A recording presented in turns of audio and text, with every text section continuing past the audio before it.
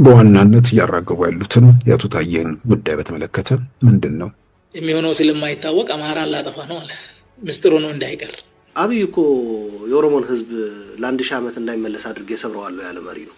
የፋኖ ተረት ልቦለድ ትርክት እየተነነ ስለመጣም ለዛች ግብአት እንዲሆን የተፈበረከች ነች። ሁሌ ተመሳሳይ ነገር ነው። ተቃውሞን ስልጣን ላይ ያለ መንግስት በተለያየ መንገድ ሰዎችን ሊያስከፋ ይችላል። ሰዎች በስልጣን ሊከፉ ይችላሉ፣ በተለያየ መንገድ በጥቅም ሊከፉ ይችላሉ፣ ፖሊሲው ላይ ላይስማሙ ሁሉ ይችላሉ። የማይገርመኝ ሁል ጊዜ ለተቃውሞ ችግሩ የብሔር ስለሆነ የኢትዮጵያ ፖለቲካ አማራን አጠፋለሁ አለ፣ ኦሮሞን በታትነዋለሁ አለ፣ ትግሬ እንዲያደርጋለሁ አለ።